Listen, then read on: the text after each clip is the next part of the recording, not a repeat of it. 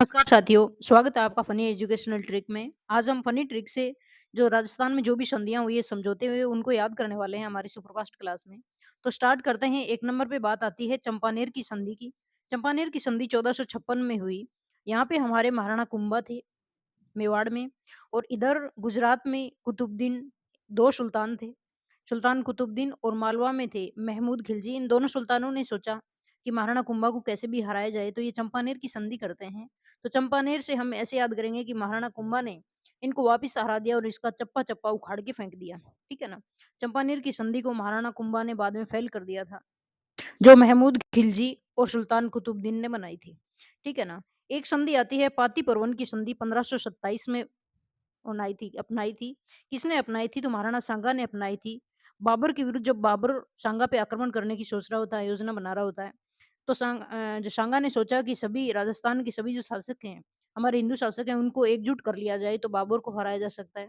तो इन्होंने अपने साथ में मिलाने के लिए और अपना संगठन बड़ा करने के लिए सभी शासकों को एक छत्र के नीचे बाबर के विरुद्ध बुलाया था। तो ये 1527 की घटना है खानवा युद्ध की। लेकिन फिर भी महाराणा सांगा हार जाते हैं बाद में। बाद में आती है कि अकबर ने महाराणा प्रताप से समझौता करने के लिए 4 प्रयास किए थे। मतलब ये प्रश्न तो पूछा ही जाता है हर एग्जाम में। तो हम बात करेंगे, ट्रिक के माध्यम से इनको याद करेंगे। पहले तो इनकी सन याद कर लेते हैं कि कैसे इनको। एक एक को तो भेजा था 1572 में और 3 को भेजा था 73 में। ठीक है ना? ऐसे याद करेंगे कि पहला शुरुआत में आया था वो तो था 1572 में, और 3 आए से 73 में। ठीक है ना? ये तो हो गई सन। अब हम महीने याद करें कि स्टार्ट हुई थी, अब नवंबर चल रहा है। तो नवंबर में सबसे पहले आया था जलाल खां कोरची। इन्होंने स्टार्ट किया था समझौते शुरू करने का प्रयास नवंबर में। अभी नवंबर चल रहा है, क्योंकि दिल्ली से राजस्थान में आना कोई हँसी खेल नहीं है, ठीक है ना? तो गर्मी में कौन आए? तो ये नवंबर में आए कि चलो अब मौसम थोड़ा अच्छा है, तो नवंबर में जलाल खां कोरची आया। बाद में अप्रैल में, ठीक है ना? यानी एकदम भरी भारी भरकम सर्दी चली गई तो अप्रैल में। बाद में कुंवर मानसिंह आए, और फिर बाद में अक्टूबर और दिसंबर। यानी ना तो ये लोग ज़्यादा गर्मी में आए और ना ये लोग ज़्यादा सर्दी में आए। ठीक है ना? यानी हम याद करेंगे नवंबर, अप्रैल, अक्टूबर और दिसंबर। ठीक है ना?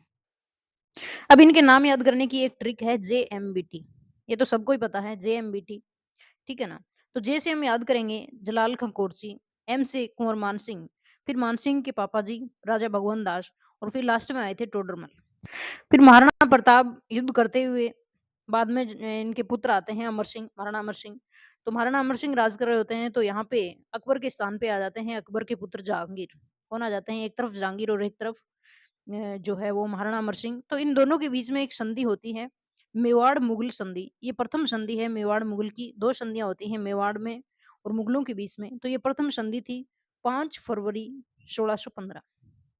5 फरवरी 1615 को मेवाड़ मुगल संधि हुई। यानी 5 तारीख दूसरा महीना और 1615। ठीक है ना? 5-15। एक राठौड़ और सिसोदिया जो है वो गठबंधन भी होता है। राठौड़ थे मारवाड़ के राठौड़। यहाँ से जो अजीत सिंह मारवाड़ से थे राजकुमार अजीत सिंह। तो इनके संरक्षक थे दुर्गादास राठौड़। इनके बीच में और महाराणा राज सिंह के बीच में औरंगजेब के विरुद्ध संधि हुई थी। तो महाराणा राज सिंह ने अजीत सिंह को, दुर्गादास राठौड़ को संरक्षण भी दिया था। तो ये संधि मानी जाती है राठौड़ सिसोदिया गठबंधन।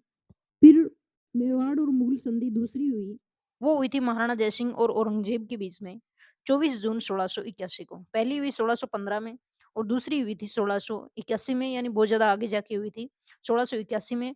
ये औरंगजेब के समय हुई थी और उस समय मेवाड़ में थे महाराणा जयसिंह। एक होता है देवारी समझौता। ये तब किया जाता है जब औरंगजेब ने सभी शासकों के नाक में दम कर लिया था। यहाँ पे मारवाड़ में थे राजकुमार अजीत सिंह, और जयपुर में थे सवाई जयसिंह, और मेवाड़ में थे अमर सिंह द्वितीय। ये तीनों संधि करते हैं। इस संधि में मारवाड़ के अजीत सिंह को और आमेर के सवाई जयसिंह को तो पद देने की बात होती है कि आपको अपने खोए हुए पद मिल जाएंगे। ठीक है ना? और जो अमर सिंह है, महाराणा अमर सिंह है, इनकी पुत्री थी। इनका विवाह किससे किया जाएगा? कि सवाई जयसिंह से किया जाएगा। और इनके साथ में एक शर्त ये थी कि इन दोनों से कोई पुत्र प्राप्त होता है तो वो शासक बनेगा, आगे जाके सवाई जयसिंह का उत्तराधिकारी बनेगा।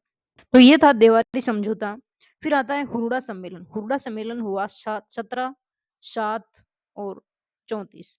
इनकी सन ज़्यादा पूछी जाती है। तो इसको हम याद करेंगे कि 17, 7 और 34, ठीक है ना?